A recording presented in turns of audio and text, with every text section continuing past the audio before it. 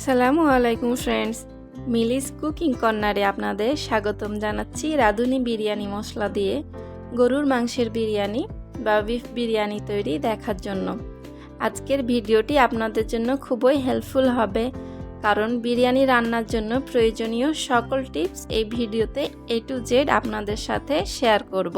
তো চলুন দেখে নেওয়া যাক বিরিয়ানি তৈরির পুরো ভিডিওটি। বিরিয়ানি তৈরির জন্য এখানে আমি 3 কাপ গরুর মাংস নিয়ে সেটা ছোট ছোট টুকরো করে কেটে নিয়েছি। এখানে আমি হাড় ও চর্বিও ব্যবহার করেছি।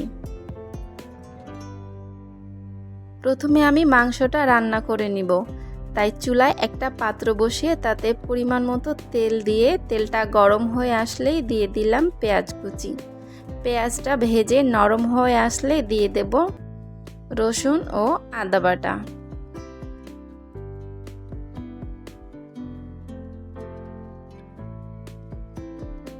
আদা ও রসুন বাটায় যে কাঁচা স্মেলটা থাকে সেটা দূর করার জন্য আমি কিছুক্ষণ ভেজে নিলাম। এরপর দিয়ে দিলাম মরিচের গুঁড়া, ধনিয়ার গুঁড়া, জিরার গুঁড়া ও স্বাদমতো কিছুটা লবণ। বিরিয়ানি রান্নায় কিন্তু হলুদ গুঁড়া ব্যবহার হয় না, তাই আপনারা অবশ্যই হলুদ গুঁড়াটা অ্যাভয়েড করবেন। এখন সবগুলো উপকরণ ভালোভাবে মিক্স করার পর দিয়ে দেব রাঁধুনি প্যাকেট মশলায় থাকা মশলার সবটুকু।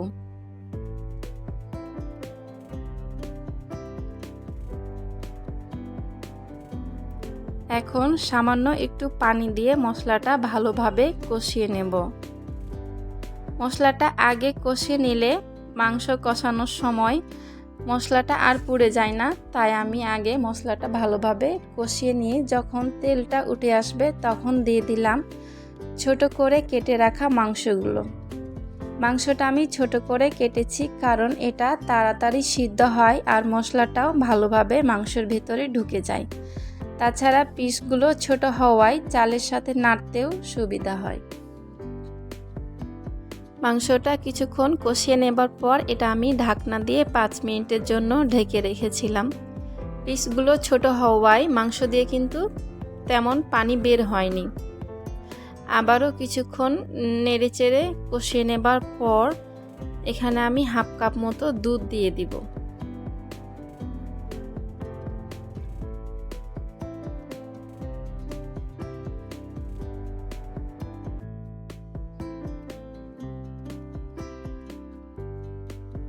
দুধ দেবার পর মাংসটা আবারও কিছুক্ষণ কষিয়ে নিয়ে এটা আমি 5 মিনিটের জন্য ঢাকনা দিয়ে ঢেকে রান্না করব।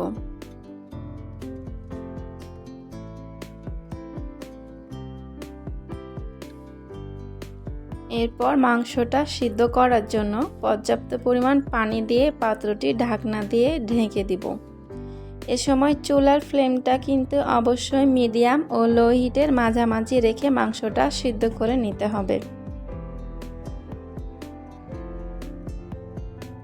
মাংস রান্না শেষ করার আগে লবণটা চেক করে নিজের স্বাদ অনুযায়ী অ্যাডজাস্ট করে নেবেন।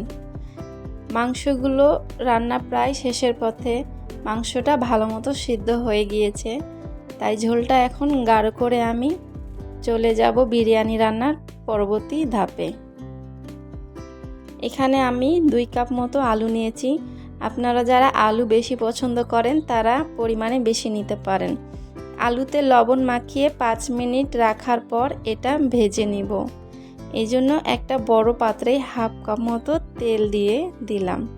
যেহেতু এই পাত্রে আলু ও পেঁয়াজ বেরেস্তা ভাজার পর বিরিয়ানি রান্না করব, তাই তেলটা আমি একটু বেশি নিয়েছি। এখন আলুটা লো ফ্লেমে ভেজে নেব, তাহলে এটা সিদ্ধ হবে আর পুড়বেও না।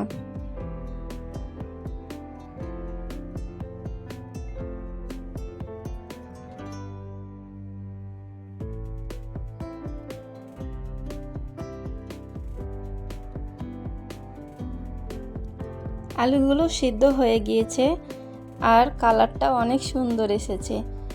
এখন আমি তেল ঝরিয়ে আলুটা উঠিয়ে নিচ্ছি। এখন একই পাত্রে কিছুটা পেঁয়াজ কুচি দিয়ে এটা আমি ভালোভাবে ভেজে নেব বেরেস্তা তৈরি করার জন্য। পেঁয়াজটা আমার লালচে হয়ে এসেছে, এখন এটা একটা বাটিতে উঠিয়ে নেব। বাটিতে পেঁয়াজ বেরেস্তায় আমি 1 চা চামচ মতো চিনি দিয়ে এটা হালকা গুঁড়ো করে নেব আর বিরিয়ানি রান্নার শেষে ব্যবহার করব। এবার আমার বিরিয়ানি রান্নার মূল অংশ শুরু। চালটা এখন আমি ভেজে নিব, এজন্য পাত্রে বাকি যেটুকু তেল আছে তাতে দিয়ে দিলাম পেঁয়াজ কুচি, রসুন কুচি, ফালি করে কাটা কাঁচামরিচ, তেজপাতা ও এলাচ। সবগুলো উপকরণ কিছুক্ষণ ভেজে পেঁয়াজটা ব্রাউন হয়ে আসলে দিয়ে দেব চাল। এখানে আমি 3 কাপ মতো চিনি গুঁড়া চাল নিয়েছি। চালটা ভাজার 15 মিনিট আগে আমি এটা ভালোভাবে ধুয়ে একটা স্ট্রেনারে রেখেছিলাম যেন পানিটা সম্পূর্ণ ঝরে যায়। চালটা আমি 7 থেকে 10 মিনিট মতো ভালোভাবে ভেজে নেব। চালটা ভাজা হয়ে গিয়েছে, এখন আমি দিয়ে দিব ফুটন্ত গরম পানি। চালটা কিন্তু যে পরিমাণে নেবেন পানিটা তার ডবল নিতে হবে। এখানে আমি 3 কাপ চালের জন্য 6 কাপ ফুটন্ত গরম পানি দিয়েছি আর তার সাথে দিয়ে দিলাম স্বাদ মতো লবণ। এরপর ভালোভাবে নেড়েচেড়ে একটা ঢাকনা দিয়ে ঢেকে চালটা আমি 7 থেকে 8 মিনিট মতো রান্না করব। আর এই সময় চুলাটা কিন্তু অবশ্যই মিডিয়াম ফ্লেমে থাকতে হবে।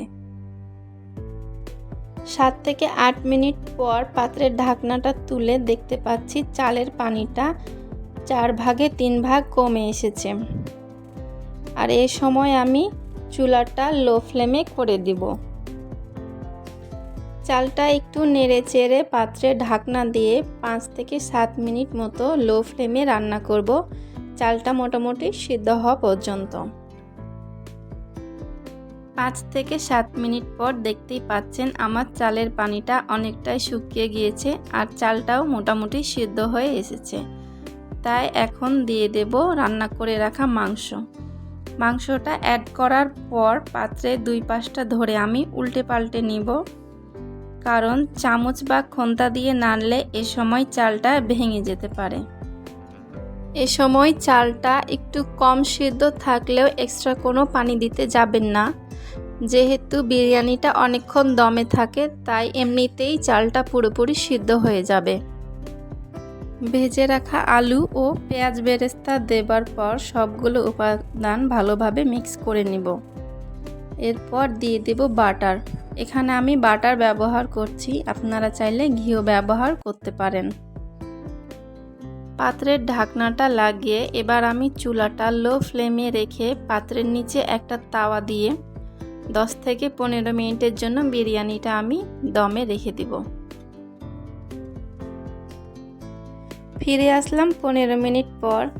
বিরিয়ানিটা দমে রাখার কারণে বিরিয়ানির চালটা পুরোপুরি সিদ্ধ হয়ে গিয়েছে, তাই এটা চামচ বা খন্তা দিয়ে নাড়লেও এখন কিন্তু ভাতটা ভেঙে যাওয়ার কোনো ভয় নেই। আর দেখতেই পাচ্ছেন বিরিয়ানিটাও কিন্তু পুরোপুরি ঝরঝরে হয়ে গিয়েছে।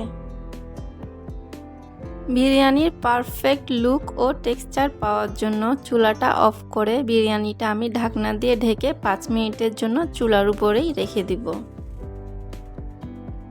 5 মিনিট পর দেখতেই পাচ্ছেন বিরিয়ানিটা দেখতে কতটা সুন্দর হয়েছে।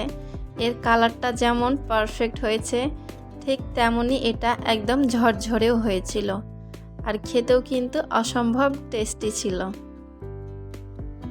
বিরিয়ানি রান্নার প্রয়োজনীয় সকল টিপস আজকের ভিডিওটিতে আমি আপনাদের সাথে শেয়ার করার চেষ্টা করেছি। আশা করছি আমার রেসিপিটি আপনাদের ভালো লেগেছে। ভালো লাগলে বাসায় যে কোনো অকেশানে আমার রেসিপিটি ফলো করে তৈরি করে নেবেন মজাদার এই বিফ বিরিয়ানি। আর খেতে কেমন হয়েছে সেটাও কমেন্ট করে জানাতে ভুলবেন না। আর ভিডিওটি শেষে চ্যানেলটি সাবস্ক্রাইব করে পাশেই থাকবেন। দেখা হবে পরবর্তী ভিডিওতে। সবাই অনেক ভালো থাকবেন। আল্লাহ হাফেজ।